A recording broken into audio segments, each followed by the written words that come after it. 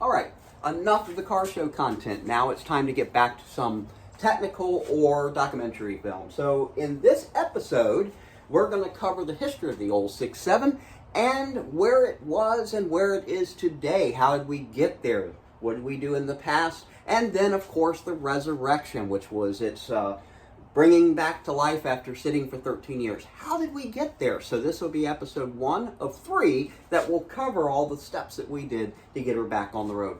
We hope that you enjoy the content. It's not going to be real technical, but maybe you might pick up something on it if you're looking around yourself. So hey, stick with us, stay tuned, and I hope that you enjoy.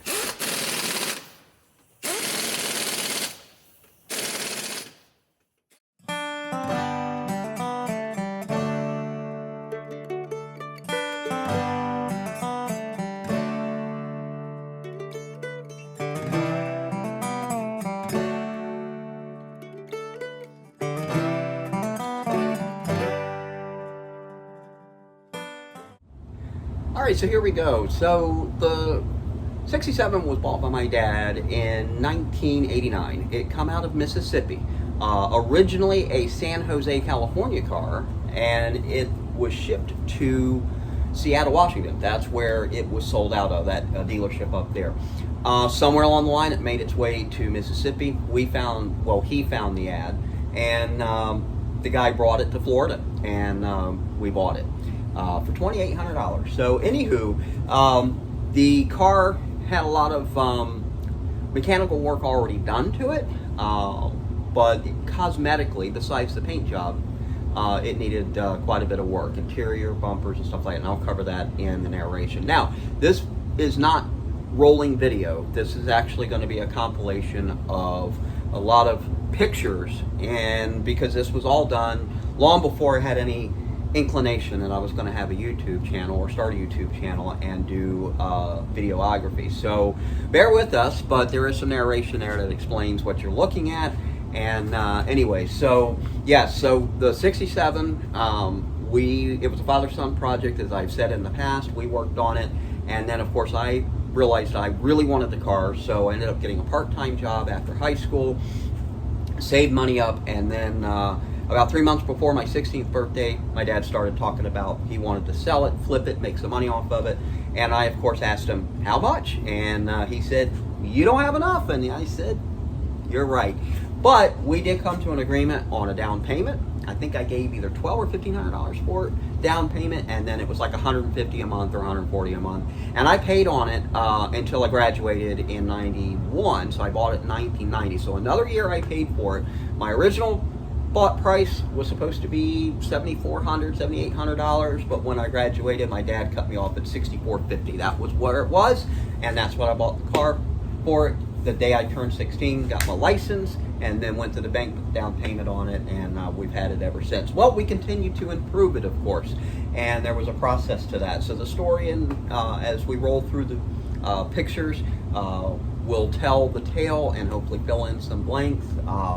But I hope you enjoy it. It's going to be 3 episodes because I do want to try to keep them as short as possible. So enjoy, and obviously comment and let me know what you think about the video today. If you have any questions on anything that you saw, I'll try to answer it the best I can. Car's been on the road now for about 5 years, so I might have to do a little digging to get the answer. But anyways, here we go. So here we are, 1989. Here's what the car looked like when we got it out of Mississippi. Here's my dad applying the first coat of wax, and the car was mechanically sound. Drivetrain had already been done. Interior was roasted. Bumpers were shot. We actually redid the entire interior. We sent the bumpers out, had them straightened and re-chromed, and then we of course started applying some trim and some other cosmetic improvements on the car. Here I am after I bought it from my dad in 1991, right out of high school, and the car was vintage burgundy metallic back then before we repainted it. We also enjoyed a lot of local cruise-ins with the Mustang Club of West Central Florida. When we were in the club back then, we're in the club still today. And this is Steak and Shake, and was one of the monthly cruises along with Graffitis, which just had a mind-blowing turnout. So here's some of the club cars, like Wayne and Marvin McGee's Shelby. Walter Fitzpatrick 67 Mustang. Keep this in mind here because I'm going to bring this back up in a minute, and it's relevant to the color of the car now. We also used to have shows inside DeSoto Mall as well as outside. Here we are at St. Pete Pier. Suncoast Mustang Club hosted an annual show up there for years. We used to go there all the time. What a fantastic turnout, a beautiful place to host a show. Of course, that pier is gone. They've got something new there now. More club members' cars, Pat Carden's SVO. And here's Dave Bishop's car when he had his convertible. He used to be my guidance counselor in high school, and he's still active today with the club and car shows. We saw Della Overholt's convertible. Here's Jerry Overholt's Fastback. They were treasurer and president of the club back then. Ken Waldron's 68 Shelby Mustang. What a beautiful car. We also did a lot of displays out at DeSoto Speedway. It's now Cletus McFarland's deal. We also hosted our annual show at Sears and at DeSoto Junction. They now hold that as well, still at Ponies Under the Palms and Lakewood Ranch, as you may know it. Ron Timken's Thoroughbred. He took over the Timken Bearing Company from his father, and what a beautiful, beautiful museum piece that was. Andy Thompson's still around. He's in Inglewood now, and we do see him from time to time. He's got a great little blue Shelby with white Le Mans stripes. Always enjoy seeing him. Here we are, Cypress Gardens. Most of you will know this as Legoland. They used to host a yearly Mustang show there. They even got awarded a national show. And to my surprise, the 67 pulled a bronze in its daily driver class in the national show, which just blew my mind, but I was very stoked. We also patroned the Daytona Turkey Run a lot for almost 11 years. We would make that show. What an awesome experience. Now, later we ended up redoing the car. Here's the paint job we were talking about. Obviously, it's a different color now. It's not that vintage burgundy metallic. It's all because of Walter Fitzpatrick. Walter Fitzpatrick was a World War II vet who almost got killed in action, and he was kind of an adopted grandfather of mine. So when we repainted the car in honor of Walter Fitzpatrick, which is his car shown here again, I painted it this bright, beautiful red. Now, it's not the candy apple Ford red that I wanted, but it is close. Later, we had trouble with the 289 that was in it. The original one was starting to get old and tired out, so we pulled it, blew the car away, expected to rebuild the motor and redo it, and that didn't happen, and then the car ended up sitting for about 13 years. So Bob and I become friends, and Bob Moran, who hosts Chucklenut's Garage Night Crew, and we ended up dragging it down to his garage and house, and we kept it there and worked on it for actually just at a year. And what we're looking at here is some rot that was in the engine compartment up where the battery tray was. The battery had purged acid at one time and it ate it through. So I wanted to take care of that.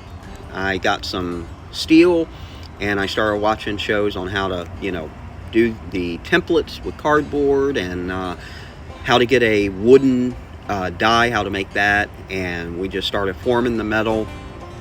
And I didn't know how to roll metal.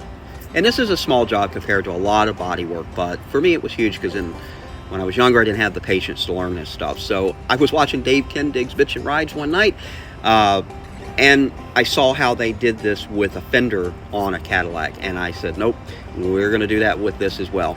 And so we made the wooden dies, we rolled the metal, and then we ended up putting that into the core support. A friend of mine, Matt Walsh, welded it in. Now you might see we got some holes drilled here. Well, the factory had plug welds, and we wanted to emulate that, make it just as perfectly imperfect as the factory. So we drilled the holes in there, and then Matt welded it in place for me. And then we went through and we cleaned up the weld spots, left some of the imperfections there, skimmed it a little bit with Bondo, cleaned it up, made it look nice. After that, we then started tackling the suspension, the brakes, all that we pulled out from underneath the car. I wanted to go through all the metal and sand it down. We red oxbow primed everything, smoothed out some of the imperfections. There was a few places that had dents and stuff. We just went through it and made sure that we got it straight. Here's my friend Nick Basil. This was a community project, so a lot of my friends come together and help me with a lot of the labor on this car. So there's been a lot of hands, a lot of sweat, and besides my own put into this vehicle. It's been a labor of love and passion for sure. Here we continue to do work on the car. We're pulling the suspension apart now, cross member, getting it prepped to start cleaning up all the metal and do the work. Remove the shock springs. Next was the perches. Got all that out of the way. Put it up on rollers, basically big pieces of wood that Bob Moran had there, and we put it on his trucks, his car dollies, and that's how we rolled the car around. Here we cleaned up some of the pieces that we were keeping and repainted them. Here's some of the old joints and bushings that still had the Ford logos on it. Took the brake hubs off. The brakes were actually in pretty good shape. They only had what we guessed about 30% wear.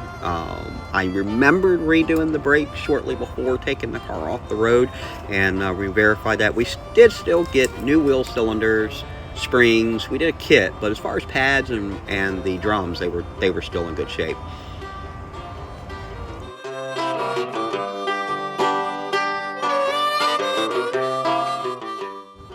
Now, we did do the Arning drop on the car. Most people will know that as the Shelby drop. And actually, you drill the holes above and place the upper control arms at a higher perch, but when the car is set down with all the suspension work, it actually lowers it 1 inch. Now, Carroll Shelby did that with his race cars and found that to be an advantage, so we decided we wanted to do that not only for the drop look, of course, but also for the handability. And I'll tell you what, it's all stock parts up front, and she corners now so much better than what she used to. Not as much body roll at all. Here we are seeing the new black paint going on to the engine compartment. I use VTH chassis black. It's an epoxy paint, satin black, and it turned out fantastic. It's all rattle canned, but it really has a clean look, and it also kind of holds up to my clumsiness. I like to chip up the paint with tools. I try my hardest not to. I do try to cover what I can, but as in one video you see, sometimes I just drive a drill bit right into, the paint job and scrape it up. So I wanted the epoxy to kind of hold up to that, and it has. I still chip it up once in a while, but I have to hit it pretty hard. But it turned out really great. And here's all the suspension parts laid out, where we put all that in at Bob's garage, Chuckle Nuts garage we call it. We replaced the tie rod ends, the torsion bars, the linkage, idler arm, pitman arm.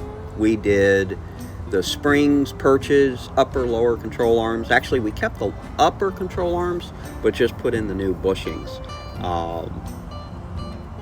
Ball joints, all of that, because it was all old and coming apart. And yeah, so if you're gonna go big. Car was blown apart, and we figured, how do you restore a car? You go front to back, bottom to top, and that's how we attacked it. Did the front suspension and then the rear suspension, and then in a later episode you'll see, we did also the electrical, the fuel system, all of that was replaced. Brake lines, all steel, stainless steel now. And anyways, here we go. How do you keep from taking your head off with the springs? Well, you anchor that. We used rope. Most people will say use chains. I did this very successfully with my 2000 when we dropped it. Anchored it to the body frame and just looped it around several times. That way, if it come loose, it just, wouldn't go very far. Worked extremely well. We did have a spring pop out on us, but one time on the passenger side, I believe. And anyways, it worked well. Here's the new geometry of the upper control arm.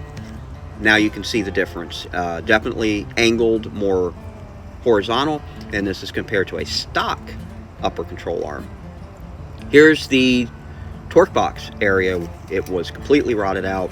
We did not do this. We decided because it was structural, we weren't comfortable. We farmed this out to Gentry's Performance, and we got a new torque box from NPD. We got a lot of our parts from NPD, and that's Rick Schmidt's place up in Ocala, and of course CJ Pony Parts as well played a big part in this. So Gentry did a great job with putting in the new torque box, welding it up and painting it for me. That was extra. I didn't know he was going to do that, so that was fantastic. He found a little bit of rot in the frame, forward frame, so he did box that in and fix it before putting the torque box in. So appreciated that extra work, and it just turned out fantastic. Here we are with some of the parts now coming in. After the car was to that point, we rolled it back to my garage literally the day to the year, and all the parts I had took apart and put in storage. We brought that all home, stored it in the car, and this is where we begin a new episode here in a little bit, where we'll show you all the different work that we did with the fuel, the brake system, and the engine and transmission, and what we learned about that. Well, I hope you enjoyed the episode. Please stay tuned for episode number 2, which will be coming in the future. That'll continue the chronicalization of the 67's resurrection. Again, comment, let me know what you like. Have any questions, let me know, and I'll respond to you. Thank you so much, and have a blessed day.